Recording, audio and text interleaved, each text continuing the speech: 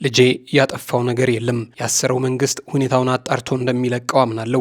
ልጄ የራሱን ምቹ ሕይወት ትቶ እዚህ የመጣው ሰዎችን ለማገዝና እኔንም ለማበረታታት ነው ሲሉ የአዶናይ ወላጅ እናት ተናገሩ። ትናንት ማምሻውን ጀምሮ በተሰማ መረጃ መሰረት በዘንድሮው የቲክቶክ ክሬቲቭ አዋርድ ላይ አሸናፊ በመሆን የመኪና ሽልማት ተሸላሚ የሆነውና ከ3.9 ሚሊዮን በላይ ተከታዮች ያሉት አዶናይ ብርሃነ ኃይለ ሚካኤልን የኢትዮጵያ ፌዴራል ፖሊስ በቁጥጥር ስር አውሎ ምርመራ እያጣራበት መሆኑን ትላንትና ገልጾ ነበር።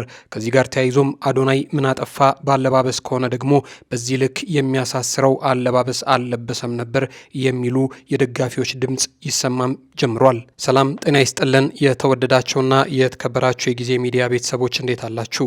በያላችሁበት የዓለም ጫፍ በያላችሁበት የአገር ጥግ ሁሉ ሰላም፣ ፍቅር፣ ጤና ትሆኑ ዘንድ ዘወትራዊ ምኞታችን ነው። በዛሬው መሰናዷችን ከታዋቂው ቲክቶከር መያዝ ጋር ተያይዞ ቢቢሲ ትግረኛ የአዶናይን እናት አናግሯቸዋል። የቢቢሲን ዘገባ ሙሉ መረጃውን የምናደርሳችሁ ይሆናል። እስከ መሰናዷችን ፍጻሜ ድረስ አብራችሁን ከቆያችሁ የቢቢሲን ሙሉ ዘገባ የምናደርሳችሁ ይሆናል። ከዚህ ጉዳይ ጋር ተያይዞ እናትየው ምን አሉ? ይህንን አብራችሁን ከቆያችሁ የምታደምጡት ጉዳይ ነው። አብራችሁን ቆዩ። ጊዜ ሚዲያንም ሰብስክራይብ በማድረግ ቤተሰብ ታደርጉን ዘንድ ጠየቅን። ክበሩልን።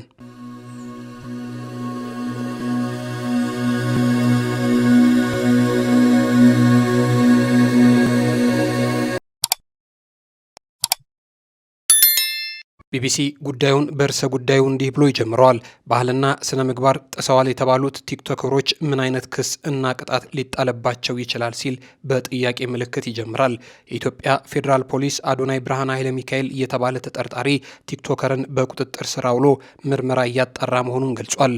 ሐሙስ ህዳር 1 ቀን 2018 ዓ.ም አዶናይ በቁጥጥር ስር ከመዋሉ አስቀድሞ ማክሰኞ ህዳር 30 ቀን 2018 ዓ.ም የፌዴራል ፖሊስ በቲክቶክ የሽልማት ስነ ስርዓት ላይ ከኢትዮጵያ ሕዝብ ባህልና ስነ ምግባር ያፈነገጠ ሰውነትን የሚያጋልጥ ልብስ በአደባባይ ለብሰው ታዩ ያላቸውን ተጠርጣሪዎችንና ግብረአበሮቻቸውን ማሰሩን አስታውቆ ነበር። አዶናይ ብርሃነ ረቡዕ ዕለት የታሰረው ማክሰኞ በቁጥጥር ስር ከዋሉ 5 ተጠርጣሪዎች የወንጀል ጉዳይ ጋር በተያያዘ መሆኑንም የፌዴራል ፖሊስ ገልጿል። ከፍተኛ ተከታይ ያላቸውና ታዋቂ የሆኑ ቲክቶከሮች መያዛቸው በማህበራዊ ሚዲያ ላይ ከፍተኛ መነጋገሪያ ሆኖ ሰንብቷል። አዶናይ በቲክቶክ ላይ ከ3.9 ሚሊዮን ተከታዮች ያሉት ሲሆን ማክሰኞ ዕለት በቁጥጥር ስር ከዋሉት መካከል ደግሞ ወንጌል በቲክቶክ ስሟ ኢቫን 700 ሺህ ገደማ እንዲሁም ዮሐንስ ወይንም ደግሞ በቲክቶክ ስሙ ጃኒ 434 ሺህ ገደማ ተከታዮች አሏቸው። ፖሊስ ከኢትዮጵያ ሕዝብ ባህልና መልካም ስነ ምግባር በተቃራኒ የሆነ አለባበስ ለብሰው ታይተዋል ያላቸውን ወንጌላዊት ገብረ እንድሪያስ፣ ዮሐንስ መኮንንና ግብረ አበሮቻቸውን ናቸው የተባሉትን በረከት ጸጋዬ፣ መቅደም ደረጀ፣ ግሩም ገዛኝን በቁጥጥር ስር መዋላቸው የተገለጸው ማክሰኞ ዕለት ነው። እነዚህ የማህበራዊ ሚዲያ ተጽዕኖ ፈጣሪዎች እስካሁን ድረስ ፍርድ ቤት ስለመቅረባቸው የተባለም የተሰማም ነገር የለም። ፖሊስ ረቡዕ ዕለት የአዶናይን በቁጥጥር ስር መዋል በገለጸበት የፌስቡክ ልጥፉ ላይ እውቅናና ገንዘብ ለማግኘት ብቻ በማሰብ ሚዲያዎችን ኃላፊነት በጎደለው መንገድ የሚጠቀሙ ያላቸው ወጣቶች ላይ እርምጃ መውሰዱን እንደሚቀጥል አስታውቋል። በተለይም ወጣቱ ትውልድ በመልካም ስነ ምግባር ተቀርጾ አገርን የሚጠቅሙ ተግባራትን እንዳያከናውንና በተቃራኒውም በትውልዱ ላይ ርካሽ ባህልን ለመጫን የሚደረገውን ተግባር ለመከላከል ፖሊስ ስራውን እንደሚቀጥል ገልጿል። አዶናይ በቅርቡ ከሚኖርበት ካናዳ ወደ ኢትዮጵያ የመጣ ሲሆን ሰግጥ ፈምስ በሚለው ንግግሩ በርካቶች ዘንድ መነጋገሪያ ጉዳይ ሆኖ ነበር። አዶናይ በፖሊስ ቁጥጥር ስር መዋሉን ተከትሎና እናቱ ለቢቢሲ ትግረኛ ልጄ ያጠፋው ነገር የለም፣ ያሰረው መንግስት ሁኔታውን አጣርቶ እንደሚለቀው አምናለሁ ሲሉ ተናግረዋል። የራሱን ምቹ ሕይወት ትቶ መጥቶ ሰዎችን የሚያግዝ እኔንም የሚያበረታይ ልጄ ነው ሲሉም ተሰምተዋል። ከዚህ በተጨማሪም የኢትዮጵያ አየር ኃይል ባልደረቦች በተገኙበት ንግግር ማድረጉ ለሌላ ተጨማሪ ውዝግብ መነሻም ሆኖ ነበረ። ቲክቶክ ክሬቲቭ አዋርድ 2025 ህዳር 21 ቀን 2018 ዓ.ም ለሶስተኛ ጊዜ በኢትዮጵያ የተካሄደ ሲሆን ዝግጅቱም በቀጥታ በአርትስ ቲቪ ላይ ሲተላለፍ ቆይቷል። ረቡዕ ዕለት በፖሊስ ቁጥጥር ስር የዋለው አዶናይ በዚህ የቲክቶክ ክሬቲቭ አዋርድ ላይ አሸናፊ በመሆን መኪናን ጨምሮ በተለያዩ ዘርፎች ሽልማቶችን አግኝቷል። ጉዳዩን በሚመለከትም በማህበራዊ ሚዲያ ላይ ሀሳቦችን ያጋራው በፍቃዱ ኃይሉ ቲክቶከሮቹ ከመታሰራቸው አስቀድሞ በማህበራዊ ሚዲያ ዘመቻ ተከፍቶባቸው እንደነበርም ያስታውሳል። የማህበራዊ ሚዲያ ዘመቻን ተከትሎ መንግስት ምላሽ የሚሰጥበት አጋጣሚ እየተፈጠረ ነው የሚለው በፍቃዱ፣ ይህ ግን ህጋዊ መሰረት ያለው አይመስለኝም ሲል ግላዊ አስተያየቱን ይሰጣል። የሽልማት ስነስርዓቶች ላይ ሰዎች በዲዛይነር አሰርተው በተለያየ አይነት አለባበስ መገኘታቸው የተለመደ ነው የሚለው በፍቃዱ፣ በዚህም ራሳቸውን ይገልጻሉ ወይንም ደግሞ መልእክት ያስተላልፋሉ ሲል ያስረዳል።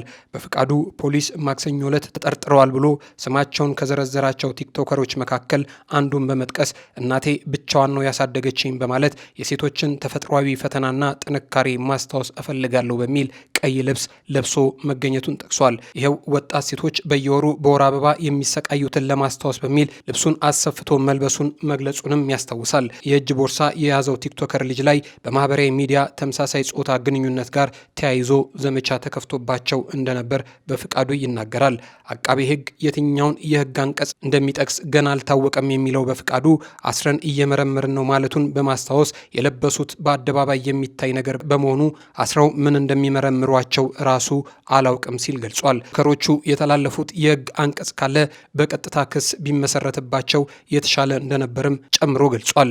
ያም አለ ይህ ግን ቲክቶከሮቹ ምን አይነት ክስና ቅጣት ይገጥማቸዋል የሚለው አሁንም የብዙ ሰው ጥያቄ ነው። ቢቢሲ ቲክቶከሮቹ በየትኛው የወንጀል ሕግ ሊጠየቁ እንደሚችሉ ያነጋግራቸው የሕግ ባለሙያተኞች የተመሰረተባቸው ክስ እስካልታወቀ ድረስ መናገር አስቸጋሪ መሆኑን በዘገባው ገልጿል። ነገር ግን ፖሊስ ከሰጠው መግለጫ በመነሳት በ1996 የወጣውን የወንጀል ሕግ አንቀጽ 639/1 መሰረት ሊከሰሱ ይችላሉ ብሎ መገመት እንደሚቻል ተናግረዋል። ይህ አንቀጽ ማንም ሰው አስቦ ህዝብ በሚበዛበት ቦታ ወይንም ደግሞ በህዝብ ፊት የግብረ ስጋ ድርጊትን ወይንም ለመልካም ጠባይ ወይንም ለመልካም ስነ ምግባር በብርቱ ተቃራኒ የሆነውን ማናቸውንም ሌላ ጸያፍ ድርጊት የፈጸመ ወይንም በአኳኋን ያሳየ እንደሆነ ከ3 ወር እስከ 1 ዓመት በሚደርስ ቀላል እስራት ወይንም ከ1000 ብር በማይበልጥ መቀጮ ይቀጣል ይላል።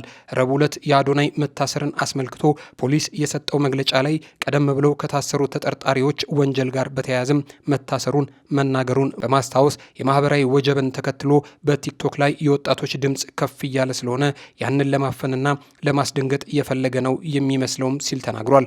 ቲክቶክ ክሬቲቭ የውድድር የሽልማት ስነ ስርዓት የወጣቶችን የፈጠራ ችሎታ ከማበረታታት ባለፈም የሀገርን ገጽታ በመገንባት ረገድ አስተዋጽኦ እንደሚኖረውም አዘጋጆቹ በወቅቱ ተናግረው ነበረ። ውድድሩ አዘጋጆች የሽልማት ስነ ስርዓቱ የወጣቶችን የፈጠራ ችሎታ ከማበረታታት ባለፈ የሀገርን ገጽታ በመገንባት ረገድም አስተዋጽኦ እንዳለው አዘጋጆቹ ይናገራሉ።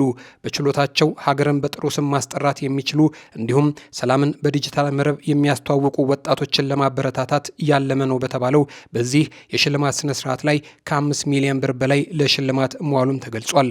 መድረኩ አርቲስቶች፣ ኮሜዲያኖች፣ ዳንሰኞችና ሌሎች ተሰጧቸውን እንዲያሳዩበት 26 የመወዳደሪያ ዘርፍ የተዘጋጀለት ነበር። የጸጥታ አካላት የወሰዱት እርምጃ ቲክቶክ ላይ እየጎለበቱ የመጡ ድምጾችን ለማፈን ይመስላል የሚለው በፍቃዱ እነዚህ ድምጾች ፖለቲካዊ አይደሉም፣ ባህልንም ከመጠበቅ የሚመጣ ይመስላል፣ ወግ ጠባቂነትንም ደግፎ ከሆነ ሊበራልነት ወንጀል አይደለም ሲልም ይሞግታል። ኢትዮጵያ ውስጥ ያሉት ወጣት ቲክቶከሮች ተጽዕኖ የመፍጠር አቅማቸው ከፍተኛ እየሆነና እያደገ በመጣ ቁጥር መንግስት ስጋት ሊገባው እንደሚችል ያለውን ግምትም ይናገራል።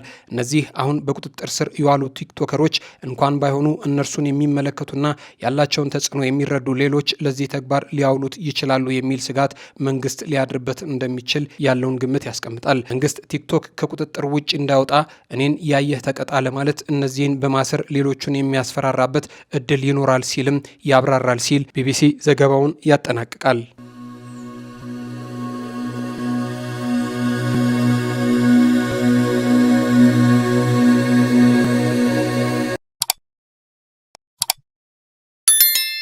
የተወደዳችሁና የተከበራችሁ የጊዜ ሚዲያ ቤተሰቦች ለዛሬ የነበረን መረጃ ይህንን ይመስል ነበር። መረጃውን ያገኘነው ከቢቢሲ አማርኛ ነው።